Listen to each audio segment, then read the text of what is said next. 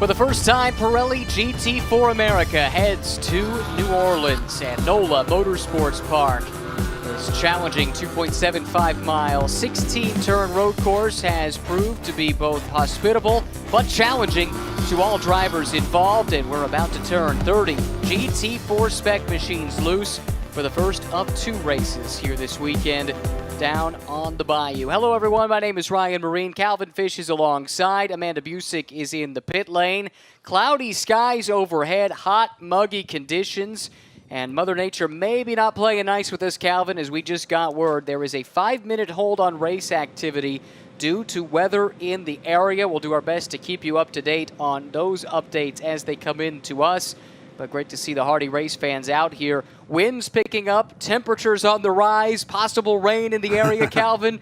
What more could you ask for? I know. It's certainly going to be spectacular. We've seen some great race action already here today, so expect a lot more from what is typically the championship class with the most fireworks. I mean, so many great stories here along the grid. We've got the home team here, NOLA Sports, showing great pace, particularly the AM class.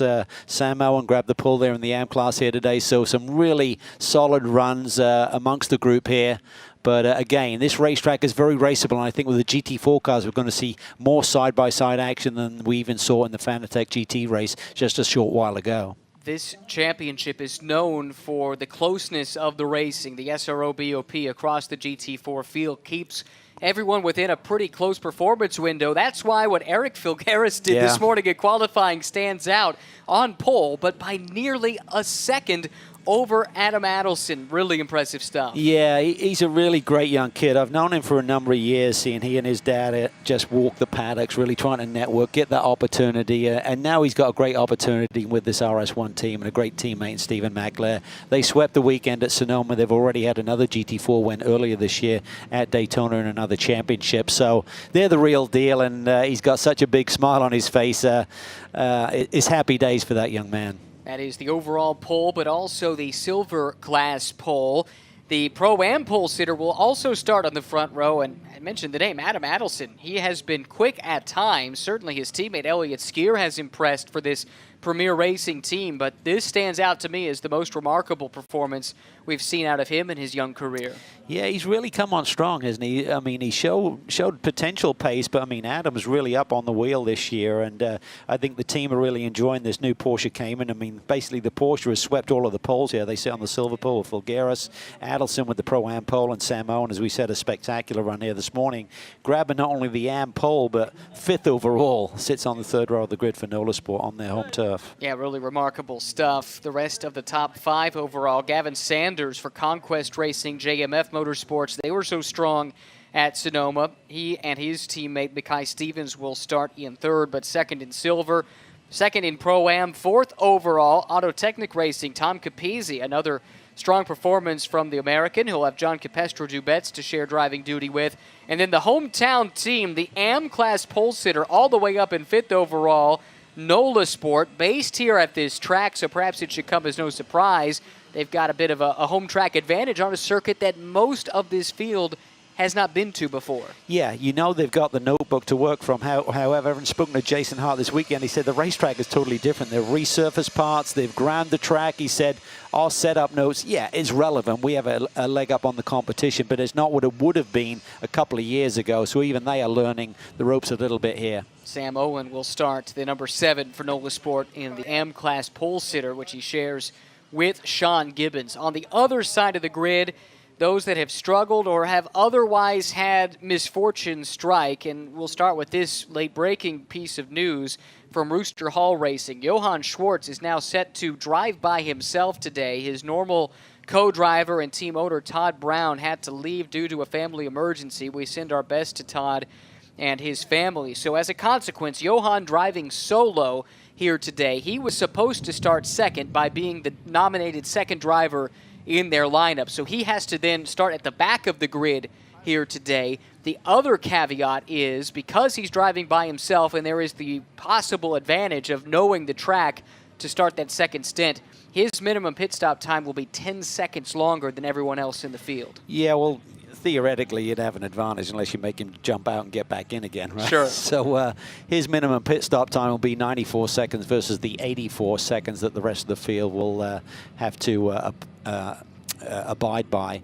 And that pit stop will happen between the 25 and 35 minute of this 60-minute race. No tire changes. Are allowed to change tire pressures, but mandatory driver change other than Johan's situation in which you just mentioned. It's an interesting mix of machinery in Pirelli GT4 America. Two Porsche Caymans on the front row. Second row is a Mercedes and a BMW. Then another Porsche, another BMW. You get down to 7th and 8th to find the first non-German car, and that's the Supra, but the Supra's got a BMW engine, so there's a German connection all throughout the top 10. In fact, even the Aston's got a German connection, so you got to go quite a ways down to find somebody that doesn't have some German heritage, if you will, in this running order. Yeah, it's interesting, right? The way that a lot of the parts of are kind of co-shared amongst different manufacturers even. But we expect a spectacular race. I mean, there's some great stories going on. You got Fulgeris on the pole. You got young Gavin Sanders, who's been drafted in with Micah Stevens, had a couple of runner-up finishes. They went on a tear at the end of last year, winning 4 in a row, I believe. So they're surprised to not win now. But with a new teammate being drafted into that 34 car, showing great pace, they'll line up on the inside of the second row today. Now, you nailed it. Stevens, who at the time had a different co-driver, but they started at Elkhart Lake. They finished 4th and 3rd in that race. Then a pair of seconds the next time out at Watkins Glen, and finished first in each of the next 4 races to close out the season. And despite not running the first 6 races of the championship, they finished 3rd in points. Remarkable stuff, and they started off very strong at Sonoma as well. Good news, the hold for the weather has been lifted, and we are rolling off of the grid on the first of 2 formation laps for Pirelli GT4 America. 16 turns, Calvin, 2.75 miles. You might look at the track map and say, well, it looks kind of straightforward and there's no elevation change. How challenging could this place be? But what we've heard is it's anything but. No, it's got some ripples in the track just because of the ground that it's been laid on, so that's certainly a challenge for the engineers and the drivers alike. Finding the compliancy with the race car to run the curbs through here, being able to tuck and keep that front end through these sort of like quick change of direction corners that we're seeing right now. This is turn 4 coming out of here.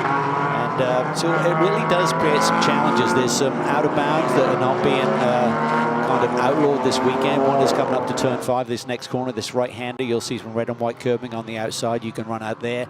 And the biggest one is coming on that front straightaway.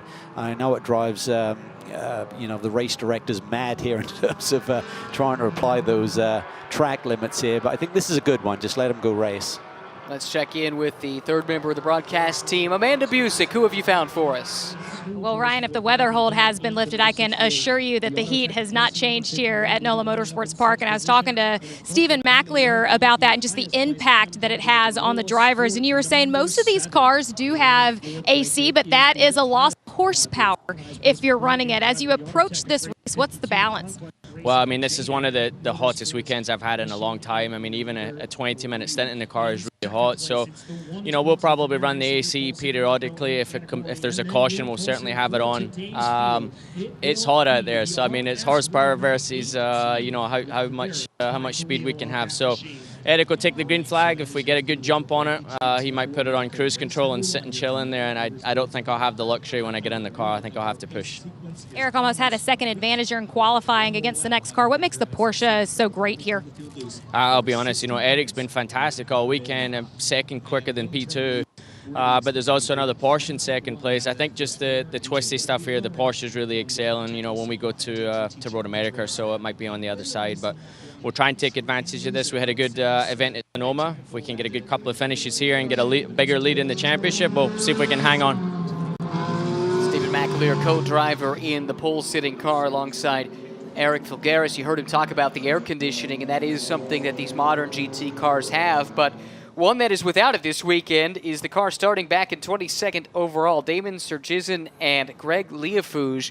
Greg telling me yesterday they cannot get their AC working. They can't get it fixed here at the track, and they're seeing cockpit temperatures in excess of 140 degrees. That is crazy. That is really toasty inside these race machines. So it's almost like a push to pass, right? You need to make a little bit boost in power, turn off the AC, and sweat it out for a little bit. But lots to think about in these conditions, and eye to the sky as well. If we see any lightning, that's going to be a problem. Yeah, that's very true. If lightning should strike within an 8-mile radius, we would be forced to go on hold for the safety of spectators and crew members, and also the flaggers located around this racetrack who do so much for us to go racing. Can't have racing without them. So big thanks to all the volunteer marshals who are here on site, getting ready to turn this field of 30 cars loose. Another car that's had some issues this weekend is the Schwest Povolato Racing Aston Martin that is due to start from the final row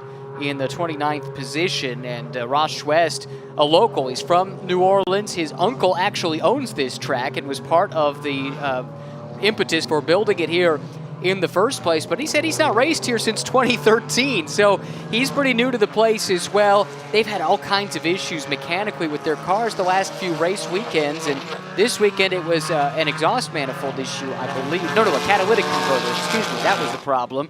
They got that fixed, but they missed a lot of running time, so they've been on the back foot.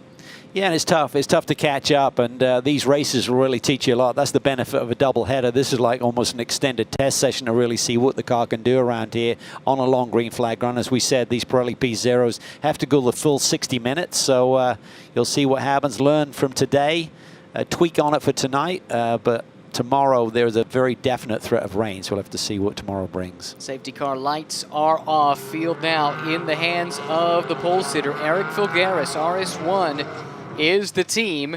It's the green Porsche to the left-hand side of the screen. Adam Adelson in the Premier Racing colors. He'll start to the outside. Second row belongs to Gavin Sanders of Conquest Racing, JMF Motorsports, and Tom Capizzi, Auto Technic, in the first of the BMW M4 GT4s. Getting set to go. You can see just how big this field is. They're just now streaming through turn 16, headed into the VP acceleration zone, and away we go. Filgaris with a decent jump. He'll grab P1. Adelson slots into second. The fight is on for third behind, and a big spin further back. That's going to collect several cars deep in the pack. Yellow flags flying already, at least locally. Several cars caught up in the melee. Yeah, a little compression there deep in the pack. I got a feeling that someone got turned there and suddenly speared across the racetrack in front of everyone. That is the 82 machine there of James Walker Jr. Not sure what damage he's got, maybe in the left rear. Yeah, there you see he got punched right in the left rear. Not as bad as it potentially could have been. You got a massive field here, and that was literally in the middle of the pack when that occurred. Boy, that could have been really ugly, but it does look like everyone's been able to drive away somehow from that incident. So as far as the total track is concerned, we do stay green here in the opening minute, first lap of the race. And as I say that, we do go full course yellow. I suspect there is a substantial amount of debris on the track, and there are the marshals with the double yellow flags out of the marshal stands, putting an abrupt halt to festivities here in the first race of the weekend. Another look at the start. A little bit of jostling there, like 3-4 wide there in the middle of the pack, and then suddenly you see the carnage evolve. To me, it looked like a BMW that went sliding. Oh, there's the hit right there. Aston Martin into the side of James Walker Jr. And he just got really lucky that everyone didn't have a bit more of a head of steam there. You're about 80 kilometers an hour as you're coming to that acceleration zone, and fortunately the back of the pack weren't at full speed. Brian Putt was the Aston in question, Boy. the B Sport Racing car. Coming off a sweep at Sonoma for him and Kenton Cook. Kenton was quick in qualifying for race 2 tomorrow. And I thought I saw maybe another Auto Technic, perhaps. BMW with what looked like suspension damage bouncing along in the back of that shot. Maybe we'll get a chance to see it again as we go full course yellow for the first time in Pirelli GT4 America Race 1. And yeah, I spoke too soon. Not everyone was able to drive away. Several cars stranded. The car to the left is the one that looked like had broken left front suspension because it was bouncing all over the place. Yeah, and there's another car stranded on the left side of the straightaway, right side of our picture as we look at it. Yeah, I didn't get a good look at what that car was, make and model-wise. You see the double yellow flags being waved, and below it, the red and yellow striped flag that indicates debris on the circuit. BMW. Unfortunately, too far away for me to pick out a number. See a driver walking away.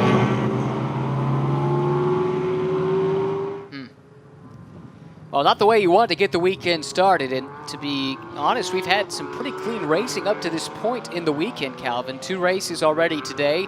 TC America, powered by the Skip Barber Racing School, and Fanatec GT World Challenge America, powered by AWS, with hardly any issues to speak of, but right at the very beginning, 30 cars all clumped together. The odds are something like that could happen.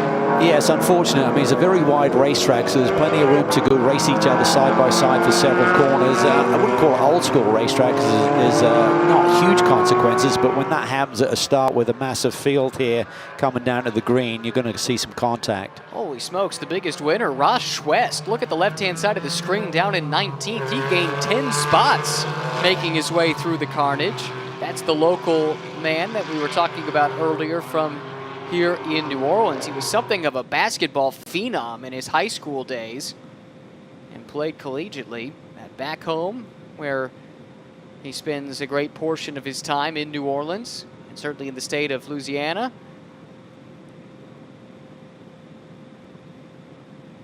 But able to go from 29th on the grid to 19th. Hope he's got an onboard camera. I'd love to see that. Yeah. Probably had big eye. He had eyeballs the size of basketballs, I would think, when I was seeing that happen. Yeah, you'd think. Other movers on that first lap. Alan Stad up 7 spots to 13th overall and 3rd in AM. Johan Schwartz up to 22nd. Yeah, and he had to start at the very back like we talked about. That's right. So he's up 8 spots. And now runs 7th in AM. And towards the front, Capizzi was able to get by Sanders, so that's for 3rd overall. Not a class position, but it brings Tom now to the back bumper of the class leader in Pro-Am, Adam Adelson. I think we saw Austin Smith drop a couple of spots. He's now back in 8th, 5th in silver. Yeah, he qualified 3rd in silver, so yeah, he did lose a couple there initially. Now the cleanup might be a bit on the lengthy side due to all of the debris. But when you see a car veer straight across the field in the middle of the pack like that, everyone side by side as we're just coming to the initial start. Boy, well, it was a very controlled start, so yes. Fortunately they were just coming down. Would probably, I mean, they'll sneak over 80 kilometers. The safety car speed is that, and they're probably up around 100 in the middle of the pack. Their front had just taken off when suddenly there was that contact. There's the jostling for position. You just get that compression. Everyone's edgy, ready to go. Someone try it. Here's green and goes for it. You can't pass until you get to the start line on the initial start here. Restarts are different, but excuse me, you can pass on the initial start. So everyone's getting up on the wheel and trying to make a move. Well, while we have a moment, you hinted at the story of Eric Filgaris, the Cocoa Beach, Florida native, who has been working at this to get an opportunity like this one for many years. You go back to 2014, 2015, really 2015, 2016. He was doing a lot of junior open wheel racing, won the national class of the USF 2000 championship back in 2016. But since then, there's not a whole lot on the resume. He's just been grinding at it, trying to build those connections, and finds himself with a good team in RS1 and a really good co-driver and resource in Stephen McAleer. Just really a testimony to never give up. You're right, he kind of disappeared off the radar there for a little bit. As I said, I've been seeing him walk the paddocks for decades, it seems, even though he's relatively young, probably 12, 15 years I've seen him around the paddocks looking for opportunity. And even though it looked like things had dried up, kept digging deep, got this opportunity and has grabbed it with both hands. So really just a wonderful story. Did go overseas and raced in the European NASCAR Series, made 3 starts for the Mishu Motors team, which we've actually seen racing in SRO America this year, in GT America, powered by AWS with the Callaway Corvette. That's been cool to see.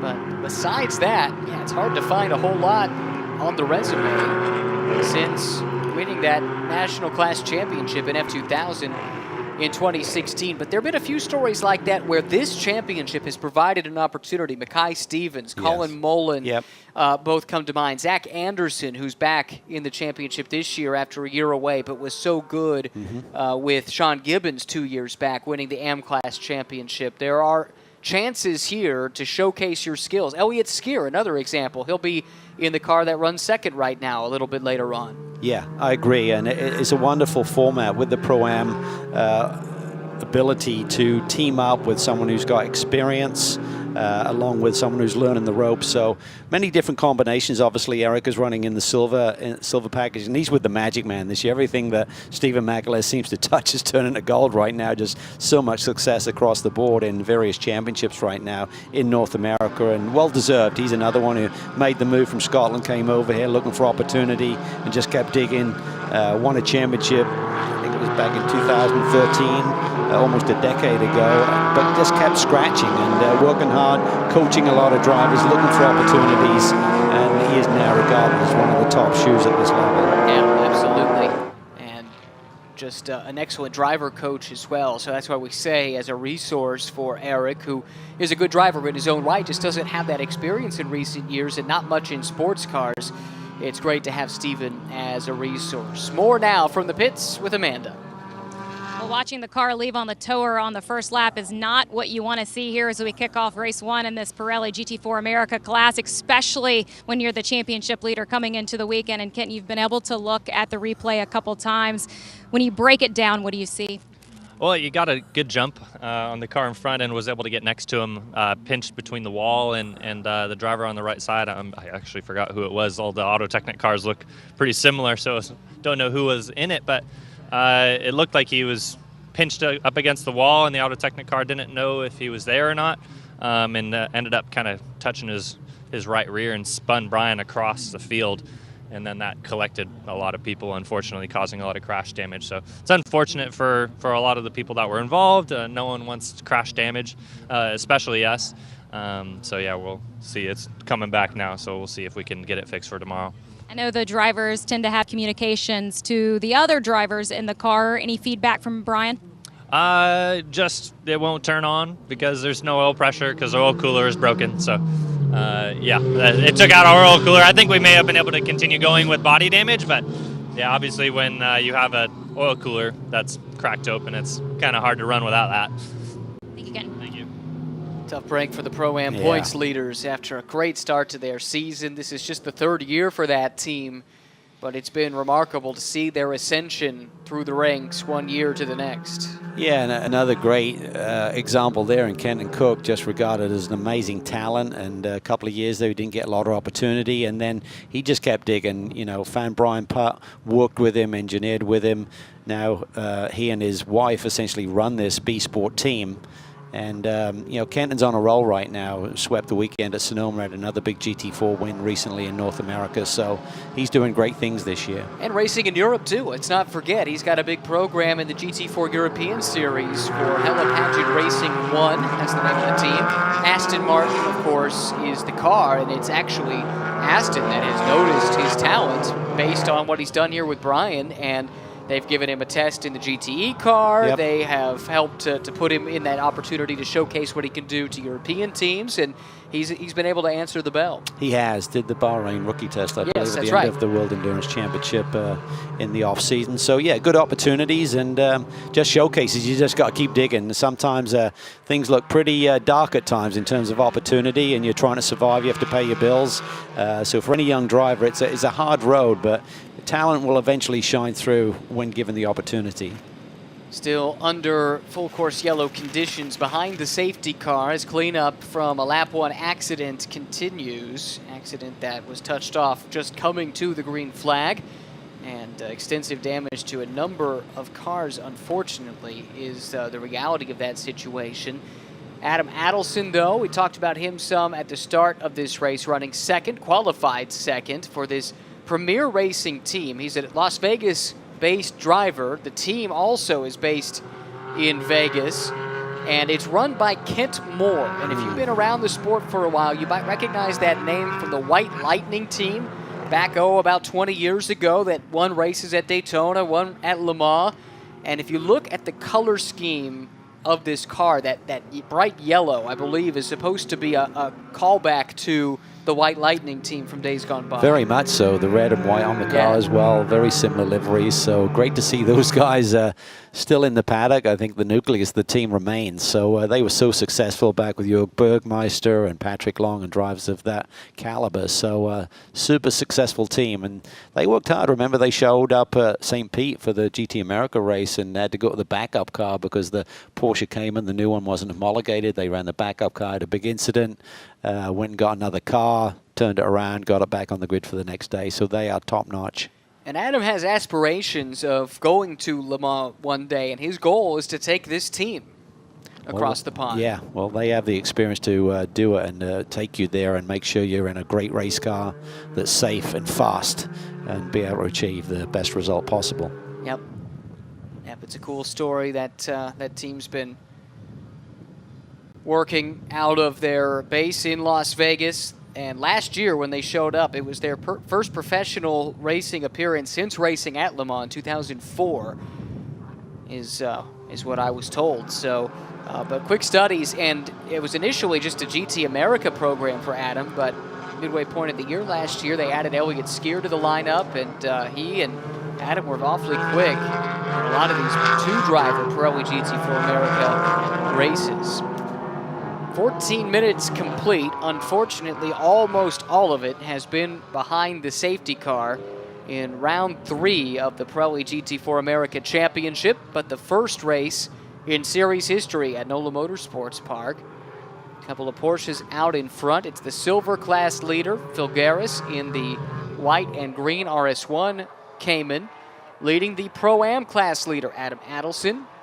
And right behind, Tom Capizzi, who jumped a spot overall, now runs 3rd overall. He's 2nd place in Pro-Am, and I think that car is going to be awfully quick in the second half of this race. No, I mean, certainly with Tom driving, but John Capestre-Dubets, we were talking off air, Calvin, his co-driver, might be one of the more underrated GT4 drivers in North America. Yeah, he's really good, and I was talking to the team yesterday. They're pretty excited about their 3-car lineup, making the full move to GT4.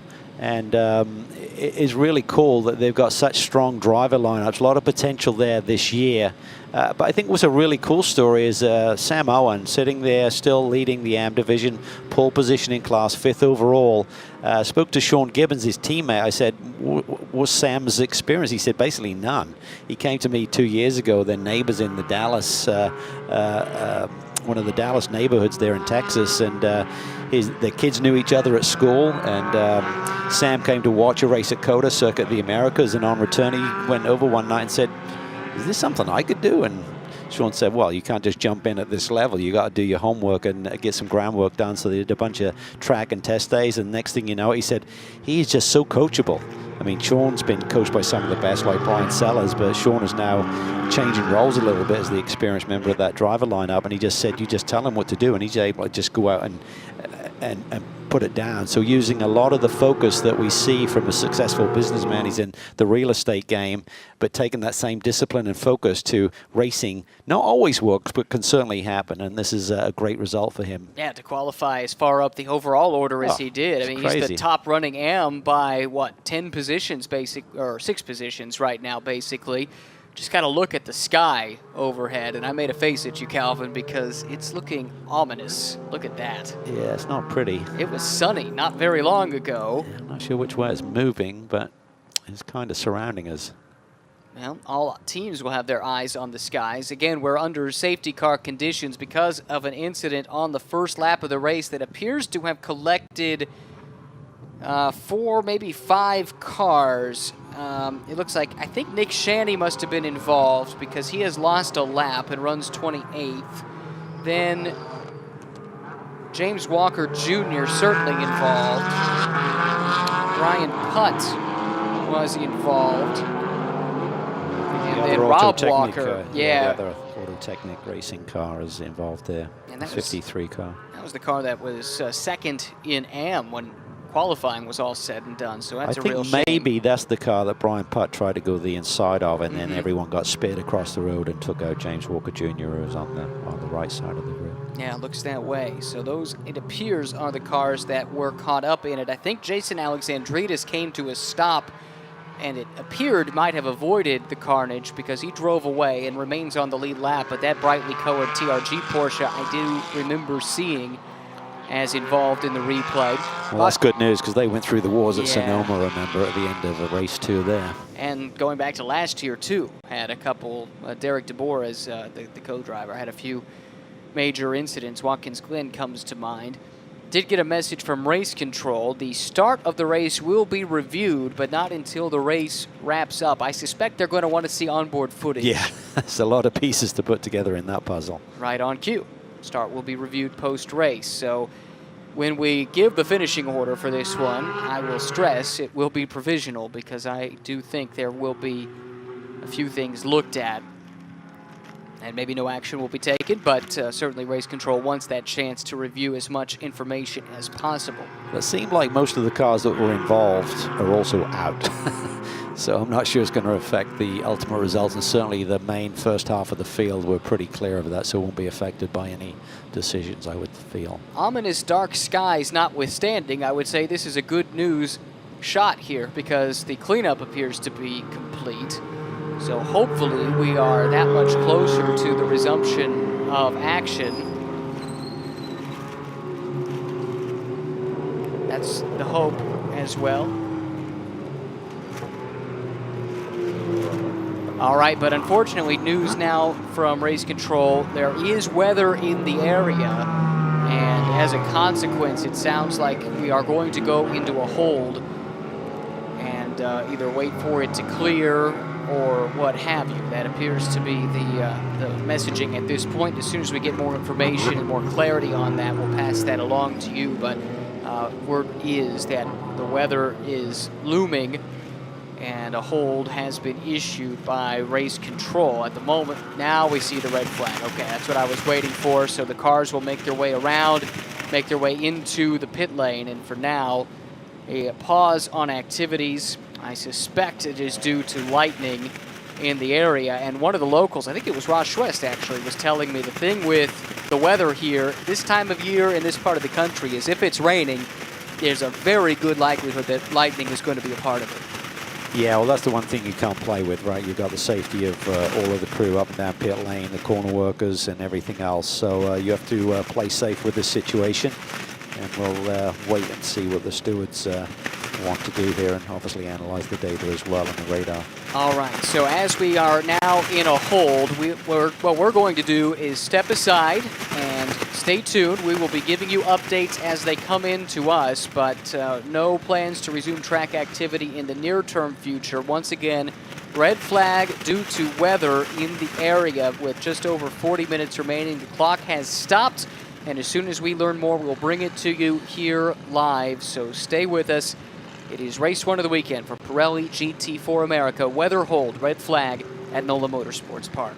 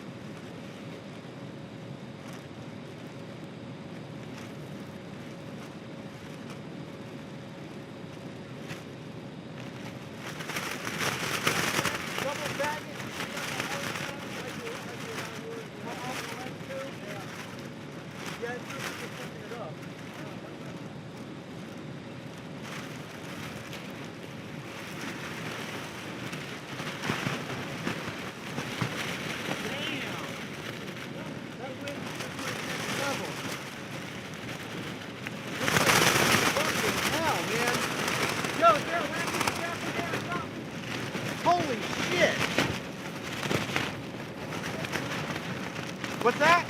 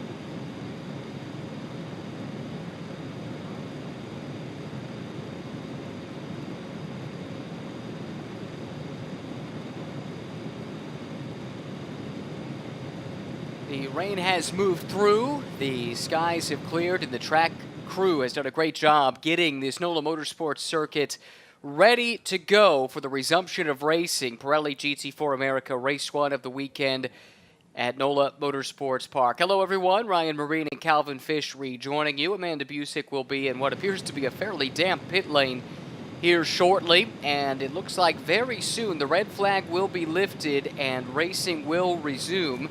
Calvin, we understand there will be 2 pace laps at least when we get going once again, and the cars should be released very soon, but they have been under park for May conditions. So for those new to the championship, that basically means that there's nothing the teams really could do to these cars while we had our lengthy delay for the weather. No, other than putting wet weather tires on for the restart here, and the clock will restart once the safety car crosses the pit exit line. So you mentioned 2 pace laps. Initially, at least, we'll get a read on the track conditions. The biggest area of concern is over towards turn 12, where there's quite a bit of standing water still, but it's really done a good job. There's a lot of talk about getting this racetrack back because of where it sits in the water table, essentially below the level of the racetrack. But they've done a great job, got the blowers out there. We did a quick lap, Amanda and I, and the racetrack looks pretty okay other than that one spot. So they'll get a recce lap here, get their eye in, see where the puddles are, and try and get a feel for things. Safety car pulls away. The red flag has been rescinded, and we go now behind the safety car with full course yellow conditions. So that means the clock is running. Now, a quick recap of how we got to this point. We had the initial start of the race. Eric Filgaris pulled away from Adam Adelson, but pretty much immediately there was some contact deep in the pack, and a major accident brought out the yellow really before we could even get started. Did not have one full lap of green flag racing at that point. We proceeded behind the safety car while the cleanup went on. That's when the lightning rolled in, and following that was the heavy rainfall. Since then, the track crew, as mentioned, has been working to get the track ready to go, and that's the point we have reached now with under 40 minutes remaining in the race. Let's head down to Amanda, who's standing by in the pits. What's it like down there? Oh, we got some puddles down here, but we're doing all right. As you see, guys, the cars are exiting pit lane and headed to the track. And Cal, I want to expand on that ride that we took around NOLA Motorsports Park here. I know there was some standing water in the S's that I'm sure you'll expand on and talk about. But I think the MVP of the race right now goes to whoever was driving that blower, because it was massively pushing water off the sides of the turns here where the water was collecting on the apex. Cal, I want to throw this right to your experience. As we see the cars going out on wet tires, what's ahead for the drivers as we get back to racing here? Well, I think the key is these 2 pace laps really get a good look at the racetrack. I mean, the majority of these drivers have never run here in the dry, let alone the wet, so get a feel for the grip levels. What I understand with the grinding that's been done with the race service in general, they're really providing pretty good grip. I spoke to James Clay, who was on board when we had that brief shower in the qualifying session this morning. He said you could pretty much stay online. It wasn't like suddenly a skating rink, so we may have pretty good conditions here. There was a lot of water standing on the apexes, and as Amanda said, the blower did a tremendous job of clearing those. And as we look at the safety car and the leader, Eric Filgaris, who started this race from the pole position, coming into the S's here, not too bad. A little bit of water there as you come between 8 and 9. All normal stuff for normal rain conditions. As we get a little bit further around, there's going to be a bit more of a standing water between turn 12 and turn 13, which I think is going to be the biggest area of concern. Probably want to stay away from right down by those apexes. There's little crevices there that always collect the water that's leaking off the grass areas here. Here is where it was bad, coming through this area right there. And it looks like it's a lot better than when we were even out there just 15 minutes ago in terms of the clearing. So very raceable. That's good to hear, coming around to complete the first of 2 scheduled pace laps to resume the race. This is the blower and sweeper Amanda made reference to. Those of us watching, or those of you watching our coverage earlier, this is what you saw, and this is what the track looked like not that long ago. So credit to the track staff for putting this track in a condition in which we can consider returning to racing. Yeah, that little sweeper blower thing was hauling the mail too. It was doing about 30 miles an hour. Petey Cunningham was scared to even stay up with it. One of our race stewards here this weekend. He is getting old, so. One of the other adjustments that has been made because of the length of this safety car has been the pit window. Ordinarily, it's the 10 minutes that bracket the middle of the race where the mandatory pit window comes into play. That's when everyone must come in and do the mandatory driver change, but that has been shifted. It has been shifted 5 minutes. So when you see that clock wind down to 30, that will be when the pit lane window opens, and 10 minutes later will be when it closes. So essentially with 20 minutes to go in this race, everyone will need to be at least on pit lane doing that service. One other major change is simply the fact that the temperature has come down dramatically as the rain has come through. It was a very hot, humid afternoon. It's become much more temperate in the hour or so since we were last on the track. Now, we talked about the fact these cars will be restarting with the wet weather Pirelli tires, but I suspect these are still the dry setups, unless somebody really gambled and threw a wet setup on with dry tires I don't think earlier. you're allowed to do that, though. Oh, earlier, yes. Before the race even started, exactly. Yeah. Told that there will be one more lap behind the pace car. So this is going to be a compromise setup for these guys, even with the wet tires. Yeah, not perfect in terms of if you're just going to set the car up and send it out there and be in what you'd feel is the optimum setup and spec for these conditions. And it's going to, time we do an extra lap, so we're talking a third lap, is that what you're saying? I thought that's what I heard, but it might have been... It's going to be getting close to that 30 minutes on the clock, yes. So it could almost be first lap around and dive for pit lane for some of these drivers. And we'll keep an eye on that for sure. In the meantime, another update from Amanda. Well, I went over to Stephen Mackler to talk to him if he could pass over any insight of driving in the rain or a wet track over to his teammate. And he said, well, actually, we were able to find a video on YouTube of wet conditions here at this track last year. And so they're using that to kind of approach what's about to unfold here. But not much experience in rain conditions for Eric, and especially here at NOLA Motorsports Park. But I found that rather interesting. It was a Trans Am race, I think, to add on to it. So getting clearly inventive here in the pits. Hey, you'll use any resource you can find. Good news, lights are off on the safety car, so it does look like we will be restarting this time by, and it will be Eric Filgaris in the RS1 Porsche.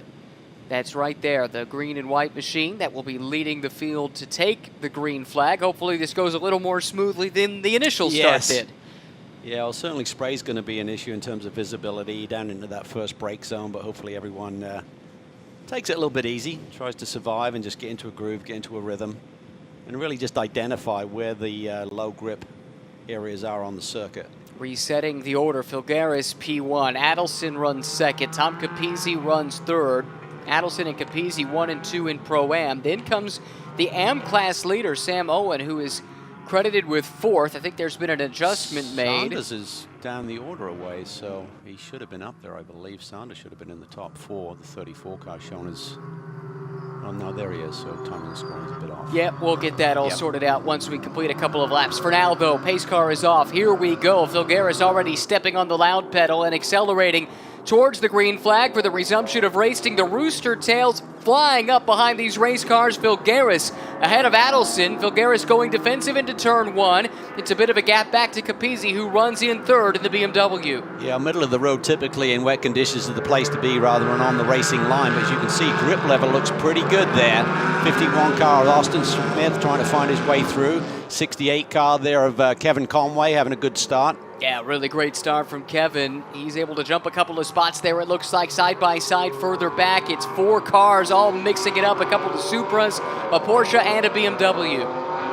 Someone going a little bit wide there. Maybe got a little bit of lockup. Of course, you've got ABS brakes on these GT4 machines, so that will certainly really help you, giving you that safety net in these conditions. Austin Smith, we saw taking the long way around, but a nice clean restart to the race here. 52 Capizzi started to come under pressure. This is the youngster Sanders, the Canadian, who's able to make up another spot. So I feel like he's had a lot of experience in conditions like this north of the border. Yes, so the Canadian moving up one more position for the Conquest Racing team. And Conway, the ex-NASCAR driver, who's starting to do a pretty good shoe in sports cars, he's putting pressure on now. That is the second-placed car, I think, maybe the third-placed car in the silver class, the Smooge Racing Supra, right now behind Capizzi in the BMW. Looks like the track has got good grip. We don't see too much slipping and sliding at all. This is where the track was at its wettest, and they're going three abreast down here, so they're obviously not intimidated by that. Oh, that was wild. Yes, it was. That was Austin Smith, right? Yes, it was. So that was not Smith off earlier. He goes off now. 36 car of Charlie Poston's, who had a really strong weekend at Sonoma alongside James Clay, of course. Sam Owen dropping back in the Porsche there, and we talked about his story a little bit earlier in the show. Not a ton of experience, so I'm sure he's looking for the proverbial fire hose right now. Right, literally. Water pouring in possibly at the same time. Pit window will open the next time around with 31:24 on the clock, and we're doing laps just under 2 minutes for the very fastest, and most of them over the 2-minute mark at this stage. Really impressed with the grip level that the track is providing.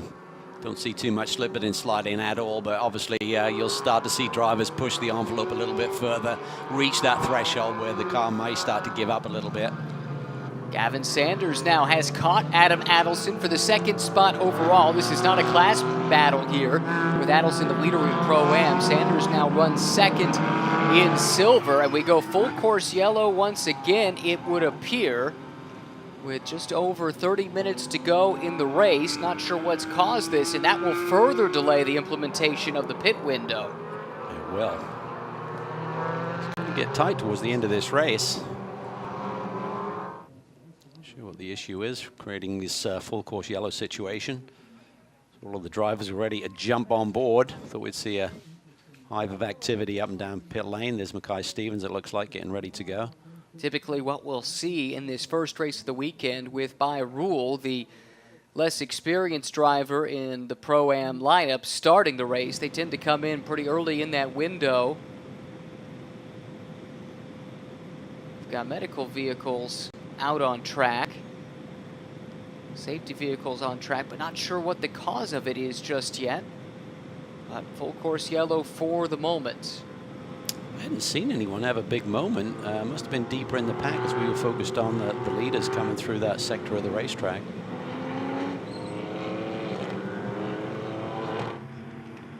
The problem is, as much rain as we had, if you do go off course, you could probably just get literally stuck in this grass and muddy areas. Looks pristine, but try walking through it. Understand there are a couple of cars that have made wall contact. At least those are the initial reports. We do not know which cars those are at this point, and we'll refrain from any speculation. Under a half hour remaining, and cars headed back down the pit lane. This is interesting. This looks like pit stops happening. Normally this cannot happen during safety car. I wonder if an adjustment has been made due to the fact we've lost a lot of running at this stage. I know Calvin is going to quickly try and touch base with race control on that, but in the meantime, let's watch these pit stops. So crucial in Pirelli GT4 America. Stephen McAleer sliding in to the number 18 Cayman from RS1. Filgaris did a great job to put that car on pole, survived that restart, and now we'll turn it over to the Rapid Scotsman for the resumption of activities. The hometown team, NOLA Sport, pitting a number of cars here right in a row.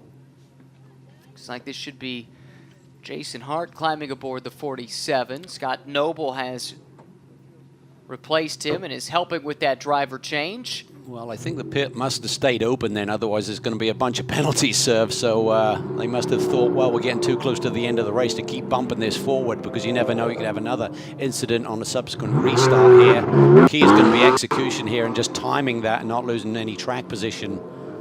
Interesting thing is, it does look like 4 cars stayed out. That would be the Conquest Racing car of Sanders, the Dexter Racing car of Ryan Dexter, and 2 AM-class entries as well.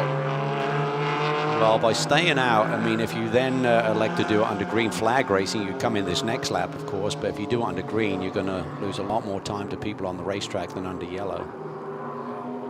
Yeah, very interesting. We'll have to see if maybe they got caught off guard by the fact that the pit lane was open.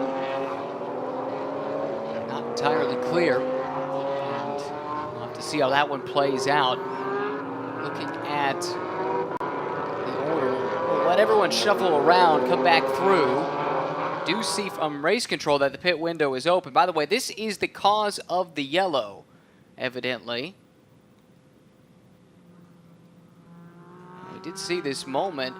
A bunch of side-by-side action here. Yeah, that was Austin Smith. But, oh, there we go. GMG. Oh, and a second car piling in too. So as we said, that was the area of the racetrack that had most concern about the standing water, but it looked very drivable. So I'm not sure if just people panicked a bit once they saw the Austin Smith car off up ahead and just missed their marks a little bit. So Jason Bell was in the Aston, and I think Paul Sparta might have been involved in that too. He did not complete, or he's down a couple of laps and wasn't earlier. Okay, these are the four that had stayed out previously. Now they come in. Johann Schwartz, who again is driving solo, his typical co-driver had a family emergency and had to leave, so he's going to be in the pit lane for longer. Yeah, 10 seconds above the number that everyone else had to do, so he'll be stationary for a minimum of 94 seconds, or total time on pit lane, should I say, not stationary.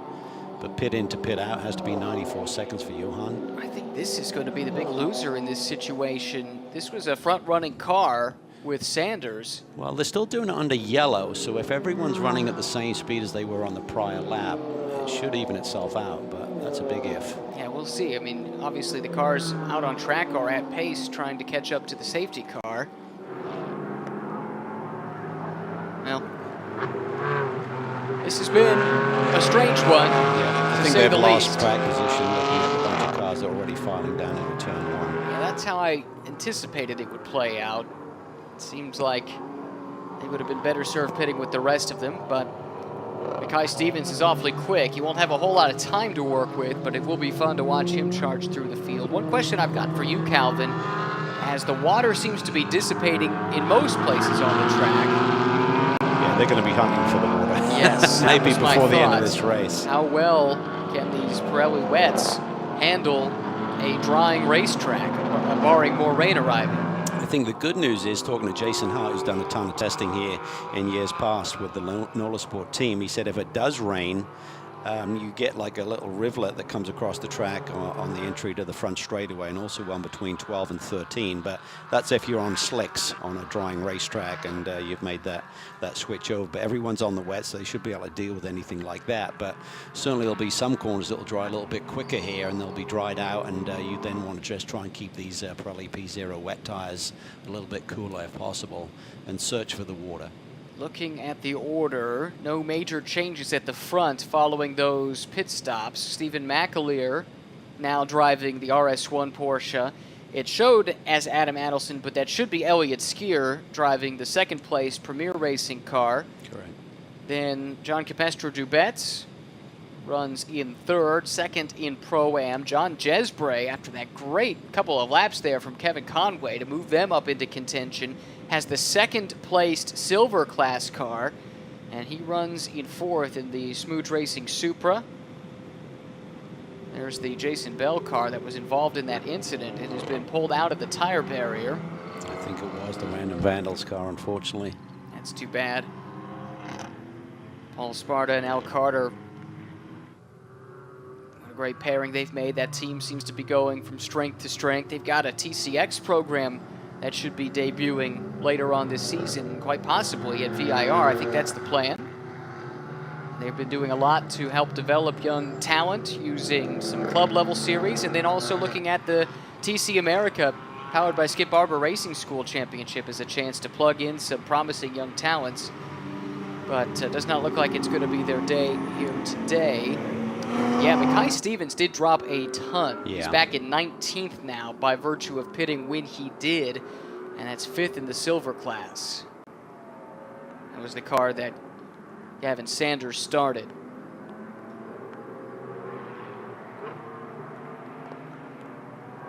I think what happens there, thinking about it, so Mackay Stevens would have stayed out behind the safety car, excuse me, his teammate, Sanders. So he'd have been running directly behind the safety car. When the others made their pit stop, the safety car was still out there running at a consistent pace, but they were able to catch him up. Right. So that, mean that they cut into that gap that the 34 car should have had. Yes, that's right. And then they pitted. Everybody else sort of cycles through at that stage. And now they find themselves a considerable distance back, and certainly not in a position representative of the pace they have shown. Interesting, too, to note that James Clay now leads in the AM class and runs 9th overall. He's the one that did get a little bit of rain running in earlier today when some rain came in during that qualifying session. So a handful of drivers did get some experience with it, but it wasn't enough to soak the track by any means. But he did relay to us that that experience was valuable and will be especially so when we restart this race. Yeah, and it was interesting to talk to his teammate, Postons, who's good friends with the Hobbs family. His dad actually used to run with David over in Europe many moons ago, so didn't know that. So great to meet him today finally and have a quick chat. He's an Englishman, but he's been doing a lot of design work over the last 2 decades, he told us, for Nissan, and has lived in Southern California for the last 20 years or so. Has been doing a lot of racing at the Nürburgring with the NLS series there, often with James Clay, but now doing some racing stateside in Pirelli GT4 America. He was one that he told us he would have been perfectly fine if it had rained during his stint, and got a little bit of rain running in. You got a Scotsman leading right Yes. now, so you'd have to assume that Mackley is not going to be intimidated by these conditions. In Scotland, you put the sun cream lotion on and stuff at this stage of the game.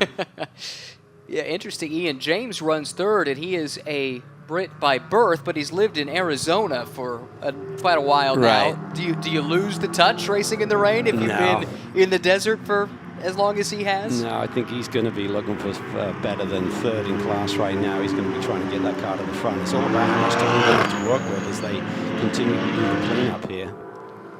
And then the other one to watch, well, I was going to say was Ross Schwest, but actually that should be Aaron Povolato driving that car. Right. Pro-Am car running in 8th. And let's give a shout out to them. We talked about their issues early in this show. They've had mechanical issues on their primary chassis. They've been forced to use this one chassis now for both GT America, the single driver sprint format, as well as Pirelli GT4 America.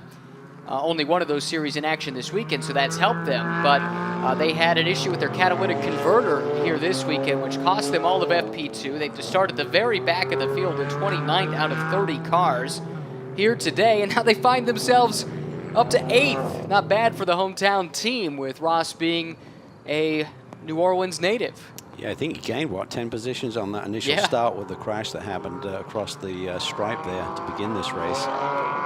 And Aaron Povolato, Canadian driver, is really, really quick. And they formed this team together in the middle of the season last year and instantly had results.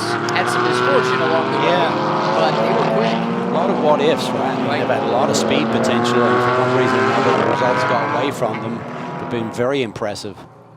Aaron's just got so much experience, perfect teammates, been working with Ross over 10 years now, I believe. Yeah, that's right. They met when Aaron was coaching somebody else at a performance driving type event. I think it was at Sebring, and bumped into Ross at the restaurant or at the bar that night, and kind of they struck up a conversation, and it's led to this really fruitful relationship. Let's get an update from the pit lane. Amanda is standing by. Ryan, you might see a little rain droplet starting to come in front of the lens of that camera. I was able to talk to John Farrow for just a second, and he just kind of speechless, was like, that was just the wrong thing to do. Too many people talking on communication. I'm sure no one knows that more than Gavin. And as you digest what has happened, what's your assessment on it? It's really too bad. We had a really good car today, and obviously Mackay's going to give it his all through the last half of this race, but it kind of sucks to give up track position there. Yeah, same here, a little bit speechless. We were really quick today, and I felt like it's a bit more of a marathon than a sprint today, so just a shame. What would you have done different? Definitely would have pitted, that's for sure. Otherwise, not much we can do in a lap and a half. So, yeah, that it is what it is. I guess win some, lose some. Yeah. Impressive young man, Gavin Sanders, karting background, has not done much in cars, but you heard Amanda mention John Farrow, and he is one of the principals behind this team in partnership with Eric Bachelard and Conquest Racing, and give a lot of credit to John. He's someone who wants to give back to a sport he's passionate about, and he's identified some young up-and-comers that have talent but not the resources. And we saw them with Mackay Stevens last year and now Mackay again this year, but throw Gavin into the mix. Yeah, and they've done 10 races, I believe, 8 last year and 2 this year, and I think they've only been off the podium once, including going on a tear at the end of last year, 4 wins in a row to round out the championship season. Strong at Sonoma, opening rounds of the championship. Finished second in both races to the Macalare-Filgueras duo, but this will hurt, not only in this race today, but also a little bit in the points as well. They're deep in the pack, like 19th overall, but still top 5 in class, so not the end of the world, but not the day they were looking for, but still some time to work with, hopefully, for Mackay Stevens. You know he's going to be giving it everything here. Well, that is the good news in the silver class this year. The talent is very high, but it's not deep in terms of numbers, and so I think there's only the 5 cars, and so Stevens now finds himself right behind the next car in class, Dominic Starkweather running 18th overall, so there's a position that could be gained there, but doubling back to my point, the good news when the field is relatively small is your bad days aren't quite so bad because you're still able to score, let's say, 5th place points, even if you're having some misfortune as they have here. Yeah, it works both ways though, right? It's hard to catch up because you can't get a big points delta going the other direction, but there's something kind of hanging down there from that head-on shot. Yeah, I saw that too. Hard to say. What I definitely am seeing is more rain. It's starting to come down once again. 15.5 minutes remaining.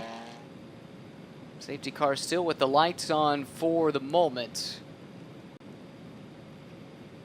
As the cleanup continues, this yellow brought out by an accident that involved Jason Bell and Paul Sparta, I believe, was the second car involved. Both of them shown as out of the race at the moment. And there you can see some puddling with the raindrops coming down, and you know what? If nothing else, this is valuable looking ahead to tomorrow because forecast is looking like we're going to be seeing at least this much rain pretty much all day tomorrow, barring a major change in what the prognosticators are predicting.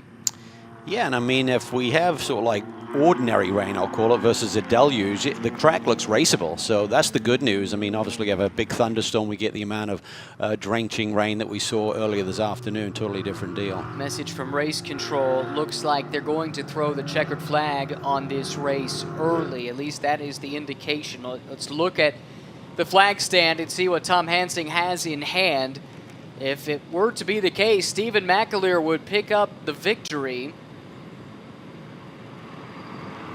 Look for the flag. Well, not yet. Maybe one more lap behind the safety car, see if conditions improve, but at least that is the line of thinking from our sources in race control. Okay, I think maybe 75% or 76% according to timing and scoring, so maybe they thought that was too fine a margin. You'll get full points scored. You had to do 1 green flag lap and a minimum of 2 laps on the track to even score half points today. So we're in a full point scenario right now. Jason Hart, you know that he came into this weekend thinking, let's win some races or at least score some podiums. And right now he sits 4th in Pro-Am, and you know this is not the news he was looking for with the potential for an early checker here this afternoon. That's for sure. But I'd like to give a call once again to the Premier Racing team that runs 2nd overall, leads in Pro-Am. We've got it confirmed. We do expect the checkered flag this time by, but Elliott Skier, who's behind the wheel of that 2nd place car right now. I got a note from Porsche PR man Tom Moore, and Tom says that Elliott won his first ever race in a Porsche here in 2015 on what was a very rainy weekend in support of the IndyCar race here in the single-make Porsche series.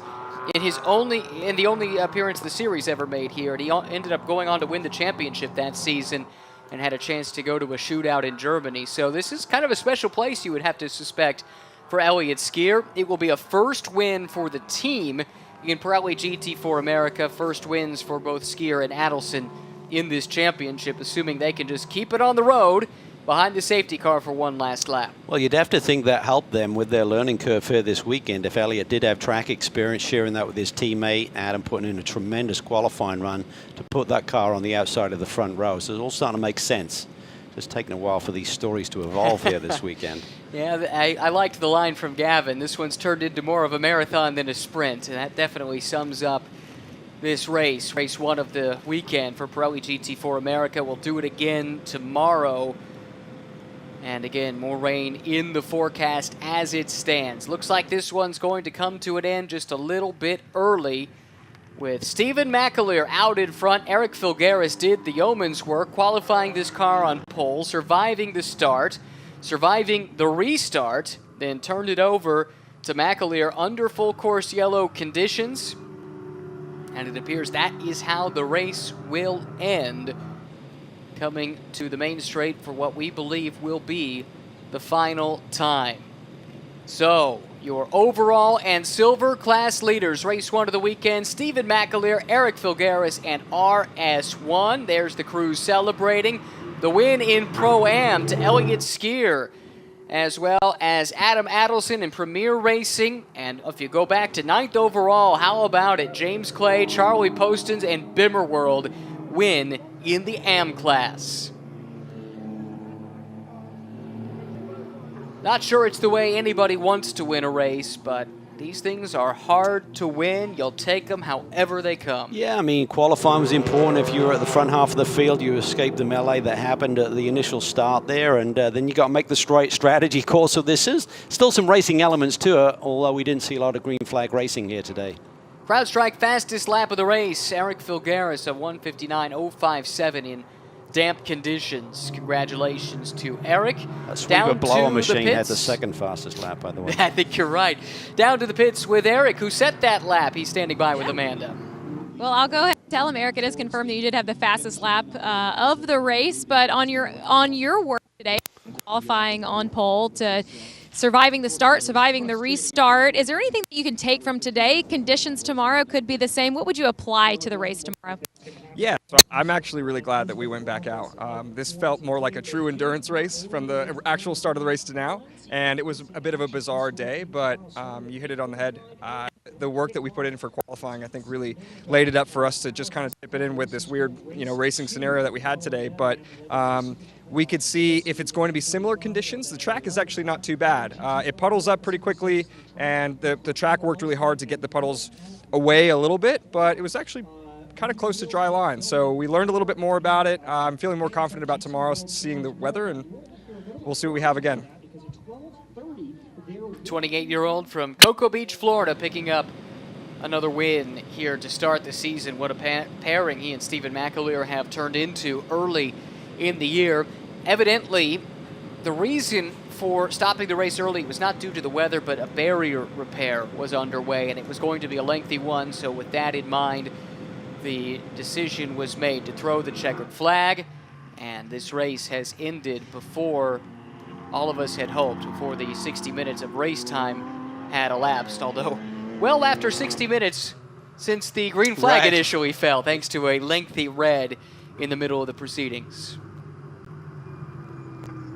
Field headed back towards pit lane, and it will be a damp and perhaps a bit subdued victory celebration, but we look forward to hearing from all of the winners of the race today. Amanda will be standing by for those duties here in just a few moments. And we turn our attention perhaps then to tomorrow. And it's going to be a similar story at the front of this grid, because the cars that finished 1-2 overall, well, they're slated to line up 1-2 in race 2 of the weekend tomorrow. Stephen McAleer and Elliott Skier did the qualifying earlier today. And it was really tight between the two of those two excellent drivers, less than a tenth of a second. Yeah, it should be a good battle here tomorrow. Conditions will obviously be the main factor in terms of what we're going to see. But Kenton Cook, I mean, he lines up third, but damage to that B-Sport Racing Aston Martin. I have to wait and see what sort of damage they've got to get fixed overnight. And obviously the big concern right now is for Jason Bell's car, Paul Sparta's car. Guardrail had to be fixed, so it was obviously a pretty hefty clout that they gave that there in that incident a few moments ago. Certainly sounds that way, and hope everyone is doing all right as well after heavy impacts there. So see the last of the cars making their way into the pit lane after a trying day in Pirelli GT4 America and its first trip to NOLA Motorsports Park. Earlier today, we saw in the TC America race and in Fanatec GT this racetrack can put on a pretty good show. Unfortunately, Mother Nature and then the barrier repair didn't really get a chance for us to showcase what Pirelli GT4 America is all about. No, and typically this race is the one that's most spectacular in terms of passing and great dicing going on all day long. So it's a shame. I mean, we always look forward to this GT4 Sprint X competition, and just didn't really have its chance because the elements played their part today. There's the happy celebration. A couple different teams celebrating podium runs. This probably is the team that feels like this one got away. They really would have did. had a class podium if they had played the strategy right. And I think Amanda made an interesting point, and I suspect she took it from her conversation with John Farrow. Too many voices on the radio. Yeah. If too many people are talking, that crucial communication, hey, we need you to pit right now, might not get through. I know, and for Sanders, who's behind the wheel, he may be asking, you know, what are we doing here? And if they're talking to each other, he may have not got that final call. So that's really key in terms of they'll have learned from that. If that was the situation, you've got to learn from that and keep those radio channels clear, or talk on a different channel to the one you're talking to the driver on, so he does get that information as to whether he should hit the pits. Well, they'll bounce back, I suspect. Looking at how they qualified, that car will start 6th overall and 2nd in their class tomorrow. Mackay Stevens doing a nice job in qualifying earlier today. Speaking of tomorrow, we expect RS1 to be on the pole in the AM Class 2. Nelson Calle and Juan Martinez, who had a pretty good run here today. They finished 2nd in AM, actually, in this race, and they will start on the class pole tomorrow, courtesy of a great qualifying effort from the Colombian Juan Martinez, who stuck that car right in the middle of this 31-car grid, 16th. Pretty impressive. It really was, and the times were a lot tighter in that second qualifying session than we saw from Eric Filgaris, who had the pole by a second over the field for race 1 here this weekend. Provisional race 1 results, and I stress provisional. I believe we had a review of the initial start of this race 2 that was going to be done post-race. So here we have it, at least for now. McAleer Filgaris winners overall and in silver. Skier and Adelson 2nd overall, but winning their first race together in Pro-Am. Capizzi and John Capestro Dupets come home 3rd overall. Down to Amanda, who's standing by in victory circle. This duo just hugged and congratulated each other. And Elliot, I hear it was a little bit of deja vu here. You got a win here at this park underneath some rain conditions before. Did that give you any advantage? Yeah, it's kind of weird the 2 times we come to NOLA, 2 times it rains, especially in the conditions today. That was an interesting one. But no, it's just super happy with the result. You know, not much for me to do out there under yellow. This kid put in the qualifying lap of his life, and then to hang on in the wet, never being here. I couldn't be more proud. He made my job really easy today, so it was a very good day here in NOLA. Adam, you'll take the top step for the first time in your career. What do you plan on remembering from this one? It's less about the actual race itself. It's everything that led up to it. Our crew has been working tirelessly. We've been having the worst luck last season, this season, and nothing was working out for us ever. And finally, the stars aligned, and we were able to show everyone what we're capable of. Congratulations. Thank you. Exemplary of the vicissitudes of racing, the swings Yeah. in fortune back and forth. And like you said, when the stars align, sometimes it's just meant to be. It is. It obviously went their way. Big win for that team. They got a lot of talent on the pit box in terms of making the decision, setting the cars up. But Skier is a real talent, so he was a driving force today in terms of getting that car set up and having the track knowledge as well. Back to you, Amanda. Well, James, I talked to you yesterday, and you were curious of what this BMW was going to be able to pull off here. I'm not sure what you have learned, but maybe it'll help you for tomorrow. Is anything from today applicable in the future of what the weather might be? Well, if it's wet tomorrow, the track is amazing and has fantastic grip in the wet. I was able to, in my stint, catch the pace car in the half lap I had, and I was super fast while doing so. So I'm excited about that. Charlie Postins did all the real work, and he drove an amazing race. Super proud. Your thoughts?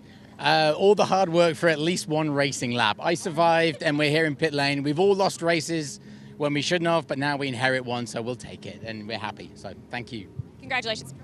AM-class winners, James Clay, Charlie Postins, great duo. They've been racing together for a long time, specifically at the Nürburgring, but taking the effort stateside. Could be a pairing to watch in that very competitive AM-class this year moving forward. It's weird to think of James as an AM. Right, I know. He's got a ton of experience. He does. Great team, and 2 wins and a 2nd place already in the first 3 races. All right, well, that was a topsy-turvy day here at NOLA, and we hope for a better day tomorrow. Thanks to everyone for tuning in. Thanks for sticking with us through the delays. Once again, race winners overall, Stephen McAleer, Eric Filgaris, and RS1, putting a wrap on today's track activity in New Orleans.